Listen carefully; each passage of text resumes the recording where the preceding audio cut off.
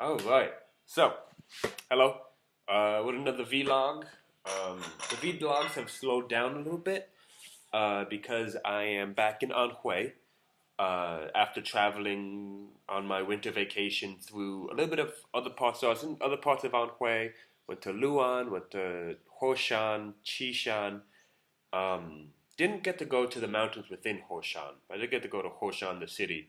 Um, but I was forced to I wasn't forced, but I decided to be better to, because I was in Hoshan and it was getting close to the Chinese New Year, so train tickets were beginning to dwindle, um, and I thought it'd be a little more productive, and it was, you never know, to go to Fujian than it would be to go to some of the Hoshan mountains like Jinjishan. And I'm blanking on the others' names. Um, but now I'm back in Huangshan, getting ready. School and work are starting soon, so it's going to get pretty busy. I got some orders going out tomorrow. Raymond, your order is packed up and it's going out tomorrow. Raymond got so guys, you as you know, I have a lot of Tie Guan Yin, um, and because I'm always going, I've been to the Tie Guan Yin region 3 times right now by now. 3 times in the last year. I really like going to Tie Guan Yin region. Um, but and I always pick up Tie Guan Yin, and I always pick up a couple because I go to this farm and get some, go to that farm and get some. Um, so right now I just have like, I don't know if you can see. No, I can't really see. So right now I just have like a lot of different kind of odds and ends Tie Guan Yins. Gande, Longjuan, Jianduo, Spring, Autumn, mostly unroasted, a couple roasted, old, fresh, all types of stuff. So I'm sending my friend Raymond in Germany, I'm sending him just a nice package of it.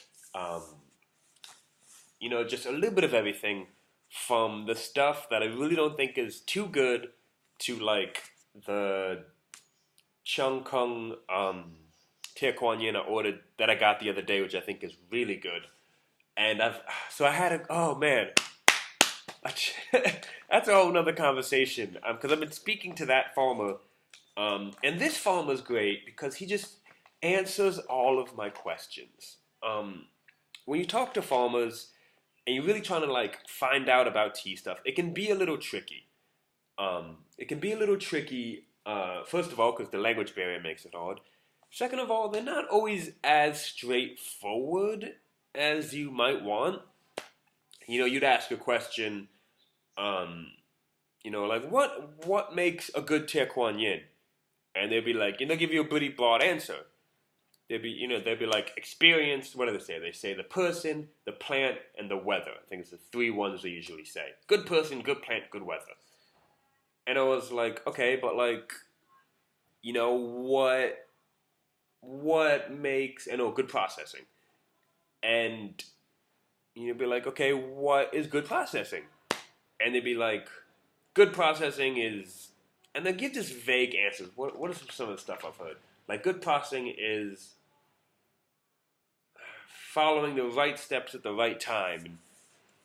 And then, okay, what are the right steps? Like rolling, okay, what is good rolling, what is bad rolling? Like, how do you know when a rolling is good or how do you know when it's bad? Experience. And so it's just, you're talking to them for 5, 10 minutes and you haven't really learned anything. It's just like, okay. But this guy is just like, great answers, on point. Trying to think. So we're talking about outdoor fermentation. Because right now, traditionally, outdoor fermentation, um, traditionally, that's an oxymoron. Uh, Traditionally, teas were fermented outdoors, but now they are fermenting the oolongs, the Tie Guan Yin in particular, in air-conditioned rooms or rooms with fans. And the idea is it helps control the temperature, which helps control the withering. The fermenting and the withering, and I was talking to him though, because traditionally it was done outdoors. And we're talking about it, and I was like, well, is it better to do outdoors? Is it the quality better? And what he said, he gave me a great straightforward answer. He said, yes, The quality is better if you do it correctly outdoors. The flavor is more, it lasts longer, but it is not good for all leaves. And what I think he said, if I can remember, is that when you pick a tea leaf and there's more water content, you that's when it's better to use the air conditioned room. When there's a less water content in the leaf, maybe because it's picked in the autumn, or maybe the day was just drier, or whatever leads to water content, it's actually better to do it in the air conditioned room because there is that level of more control. And because in Longjuan, I asked one farmer if she had anything that was fermented outside, and she was kind of like, yeah, I do. And then she gave it to me, and we tried it, and it had the stinky green. It had uh, the flavor that happens when water gets trapped inside the leaf, and which I can see can be a big risk for fermenting it outside. Um, but that's just so I'm really enjoying this farmer. He's sending good teas. He's giving good answers. He knows what he's doing. I got really lucky. I got really lucky when I found this farmer. Um, that's not the point of the day. Point of today, and what inspired me to do this podcast is, so I had this Wudong. I had this Wudong Wuye, and I talked about it, I think, in past videos. How it's just a really nice Wudong. Nothing too fancy, nothing out there, but but solid, and just really a solid tea, and showed without getting without getting too extravagant. It just kind of showed the core values of what Wudong, the best location within the Phoenix Mountains, gives to tea. Um, so I bought half a gin from this guy, liked it, and then I bought 3 gins from this guy, 3 pounds. Um, and this is funny because I tasted, and this is about a month or two ago, but I didn't. I'm not a Phoenix guy, so I didn't really drink it because I was drinking all this other stuff. And then today I was like, let me try it, and I tasted it. It's not the same. It's not the same, and it's just part of this thing where just like because it's still a nice it still has some nice quality, still has some of the same flavors, but I'm drinking it, and you want to think it's the same tea. You want to be like, yes, it's great, it's a good tea. Um, but and then you drink it, and it's like, wait, is this the same tea? And you're like, maybe it's just me. Maybe I brewed it wrong. But I brewed 2 different handfuls from 2 different tins, and just that little that little voice in the back of my head, it's just like it's not the same tea. It's not the same because it's not wowing me anymore. That's what I look for. I look for that. Okay. Um, it's not giving me that. And I messaged the guy, and I wanted to bring it up to him without being too accusative. I don't want to accuse him of cheating me or doing anything slippery. Um, so I was just like, hey man, I tried the tea, and it doesn't taste the same. And he was like, it's the same tea, it's the same tea. And I'm trying to once again without accusing him, because maybe I'm having an off day, maybe it's not even his fault, maybe he sent it by accident. I don't know.